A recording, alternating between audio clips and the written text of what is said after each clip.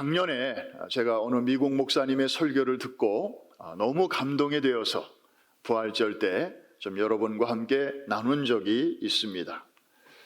지난 토요일 새벽에도 뉴저지에서 말씀을 전하면서 그 설교 내용을 우리말과 영어로 함께 소개한 적이 있는데 아마 많은 분들이 그것을 접하면서 또 저와 같은 그런 은혜를 느끼신 것 같습니다.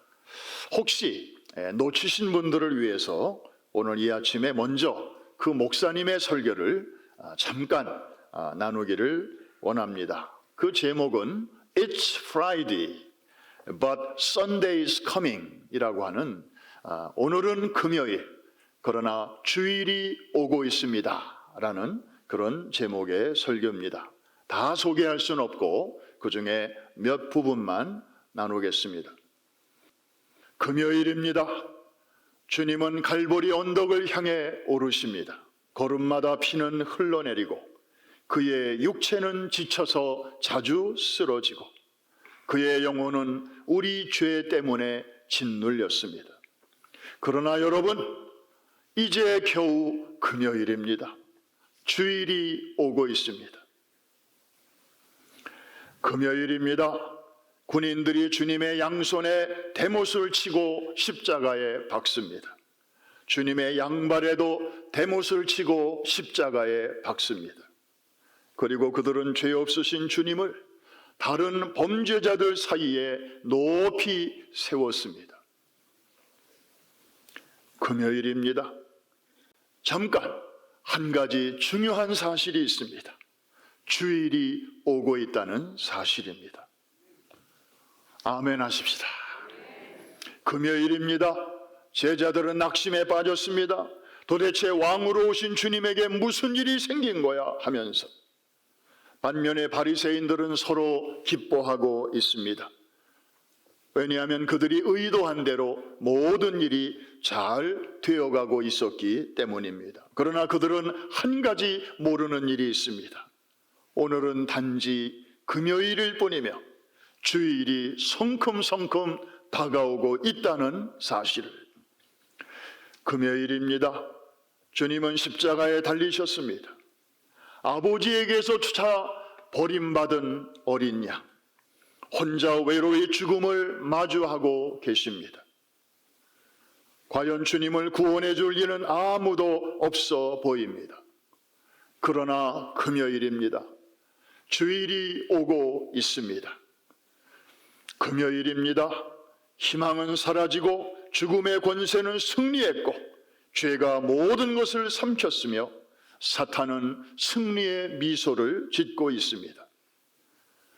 금요일입니다.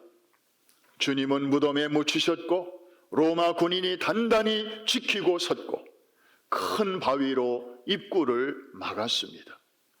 하지만 금요일입니다. 그래봤자 금요일일 뿐입니다. 주일이 다가오고 있습니다.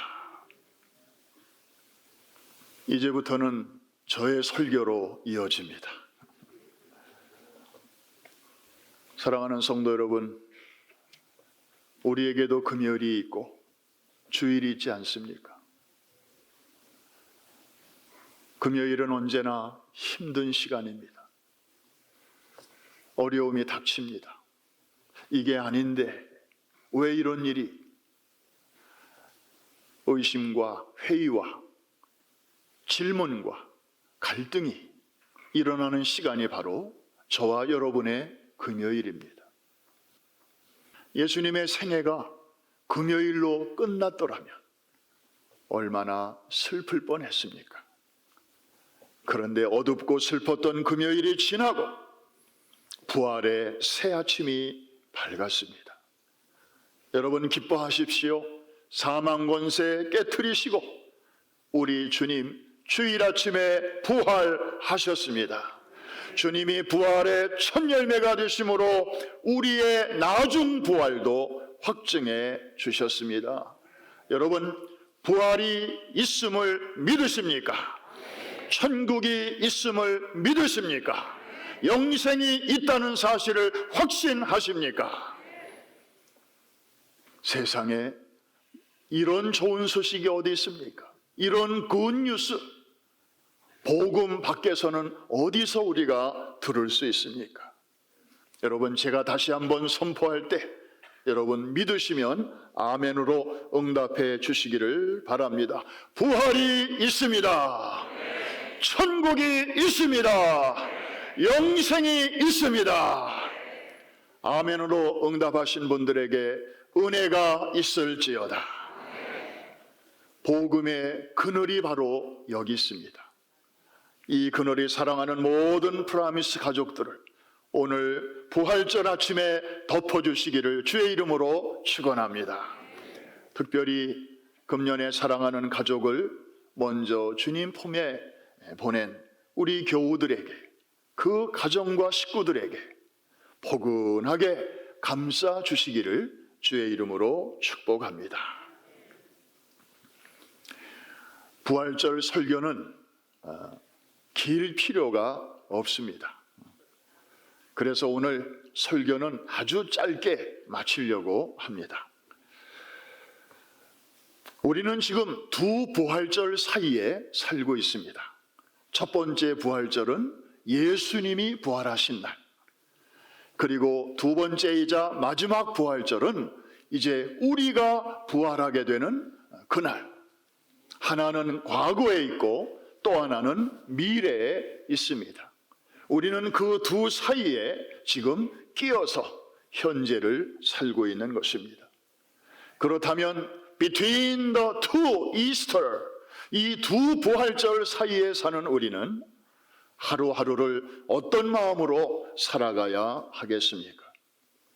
오늘 고린도전서 15장은 부활장인데 그 결론으로 마지막 절에서 우리에게 간결하면서도 아주 분명하게 그리고 말씀하고 있습니다. 우리 58절 말씀 같이 한번 읽겠습니다. 시작. 그러므로 내 사랑하는 형제들아, 견실하며 흔들리지 말고 항상 주의 일에 더욱 힘쓰는 자들이 되라. 이는 너의 수고가 주 안에서 헛되지 않은 줄 알미라. 결론은 그러므로라는 단어로 시작하고 있습니다. Therefore, 논리적으로 저 한 단어 속에는 지금까지 이야기한 내용이 거기에 들어가 있고, 그리고 그 다음에 할 내용을 연결시켜 줍니다. 그러므로라는 이 말 속에는 두 가지의 부활절이 들어 있습니다. 하나는 예수 그리스도의 역사적 부활이고 또 하나는 우리의 미래적 부활. 이 두 가지가 이것도 확실하고 저것도 확실하니 이것이 그러므로로 들어가면서 따라서 이 두 부활절 사이에 사는 여러분들이요, 여러분들은 앞으로 남은 시간을 이렇게 사십시오. 그 교훈의 말씀이 바로 58절인 것입니다. 제가 다시 한번 읽겠습니다. 그러므로 내 사랑하는 형제들아. 그 다음에 여러분들이 꼭 들으셔야 할 말씀입니다. 견고하며 stand firm, 흔들리지 말며 let nothing move you, 더욱 주의 일에 힘쓰는 자들이 되라. 이는 너의 수고가 주 안에서 결코 헛되지 않은 줄 알미라. 여러분의 이 땅에서 하는 여러분의 수고는 사람이 알아주든 알아주지 않든 하나님이 다 보고 계십니다. 하나님이 다 알고 계십니다. 하나님이 다 적고 계십니다. 하나님이 다 카운트하고 계십니다. 하나님은 광대하신 분이시면서도 동시에 아주 꼼꼼하신 분이세요. 성경에 보니까 너희가 내 이름으로 어린 소자에게 냉수 한 그릇 대접하는 것까지도 내가 기억할 것이고 그날에 결단코 상을 잃지 아니하리라 라고 말씀하셨습니다. 여러분, 지나가는 아이에게 냉수 한 그릇 대접하는 거, 그것도 대접입니까? 그것도 섬김입니까? 그게 무슨 큰 일입니까? 우리는 아마 그렇게 섬기고도 돌아서면 잊어버릴 거예요. 그게 뭐 큰일이 아니니까. 물론 자기 이름으로 누군가에게 좋은 일을 했다면 하나님이 뭐 그것까지 기억하실 필요는 없으시겠죠. 그러나 주님의 이름으로, 주님의 영광을 위해서, 복음의 확장을 위해서 한 아이에게 물 한 컵 대접했다면 하나님은 절대로 그것을 잊어버리지 아니하시고 헛되지 않도록 하실 것입니다. 저는 토요일마다 참 감동을 받습니다. 요새 파워하우스에 아이들이 많이 모입니다. 2년 동안에는 많이 못 모였습니다. 아주 너무 조심스러워서 한 30명, 40명밖에는 우리가 받을 수가 없었습니다. 점심도 못 줬습니다. 그런데 이제 코로나가 좀 부드러워지면서 이번 학기부터 한 250명 아이들이 오고 있습니다. 부모님들도 많이 오세요. 그러니까 일손이 많이 필요하고, 그리고 뭐 도와줄 일이 많이 있습니다. 그런데 토요일마다 우리 장로님 네 분이 꼭 나오셔가지고 일찍 오셔서 이분이 하시는 일은 제가 보니까 아주 심플한데 그거를 매주 토요일마다 오셔서 하시는 거예요. 아이들이 이제 점심때가 되면 배가 고파서 식당으로 오는데 아이들이 앉을 자리에다가 미리 그 플라스틱 종이 컵에다가 물을 다 따라서 이렇게 놓는 거예요. 그리고 냅킨 한 장씩 올려놓고 거기다가 또 포크 하나씩 올려놓고, 그래서 아이들이 방금 구운 그 맛있는 피자를 한 조각씩 받아가지고 오면 거기서 이제 맛있게 먹고 집으로 가는 것인데, 그 일을 매주 토요일마다 나오셔서 그렇게 하셔요. 아마 지난주에는 코로나 때문에 좀 조심하시는 하고 쉬신 것 같아요. 정말 그 파워하우스를 위해서 여기저기서 그런 마음으로 봉사하시는 분들이 참 많습니다. 이거 뭐 누가 표창장 주는 것도 아니고, 누가 뭐 알아주는 것도 아니고, 뭐 토요일날 뭐 교회 안에 우리 성도들 뭐 몇이나 계시겠습니까?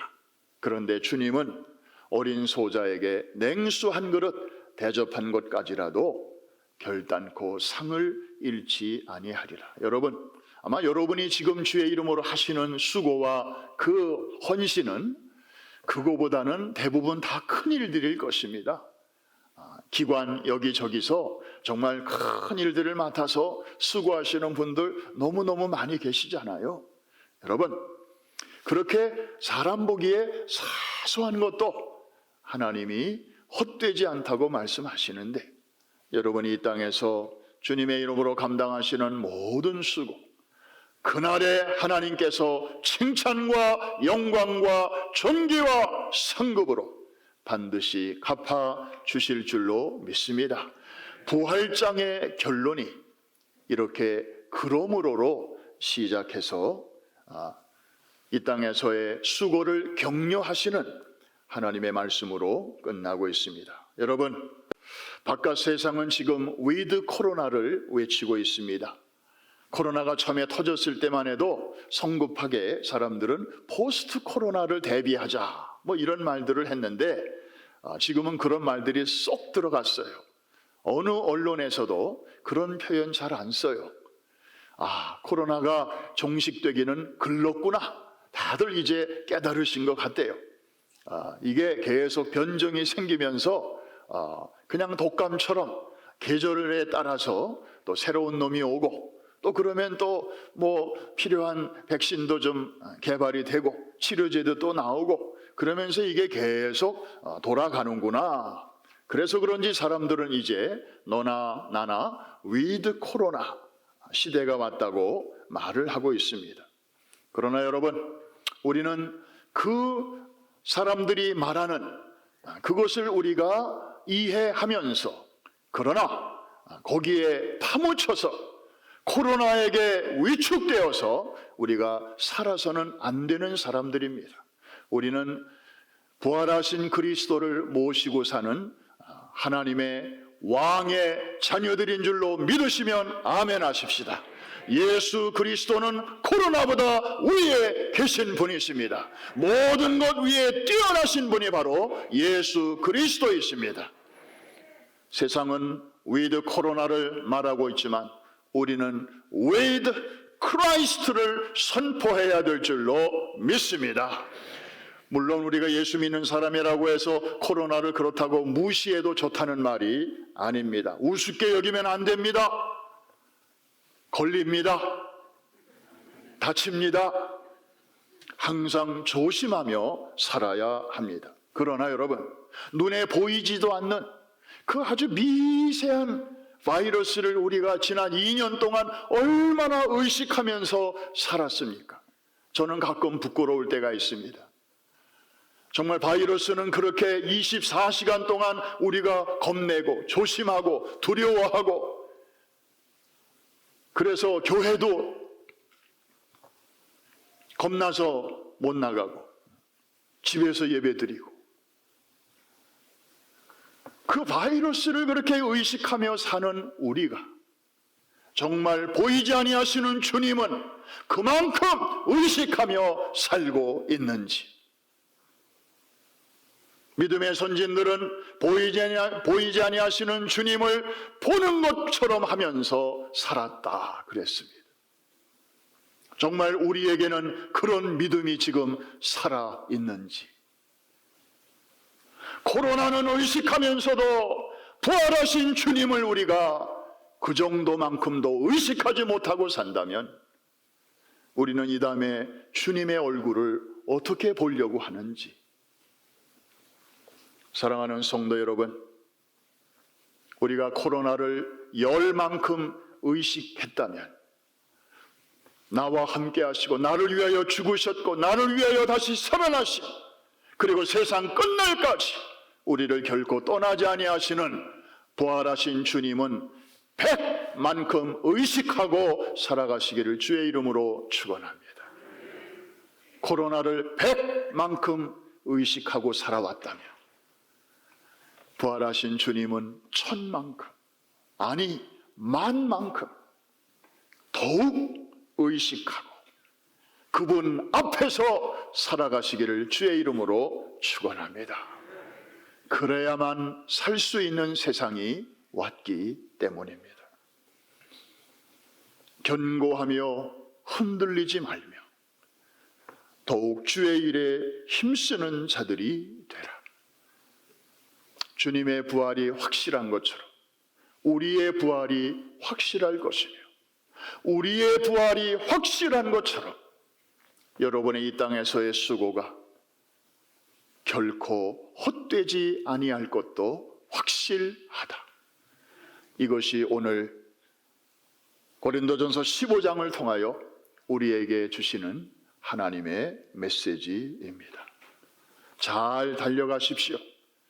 그래서 그날의 칭찬과 영광과 존귀와 상급의 주인공들이 다 되시기를 주의 이름으로 축원합니다.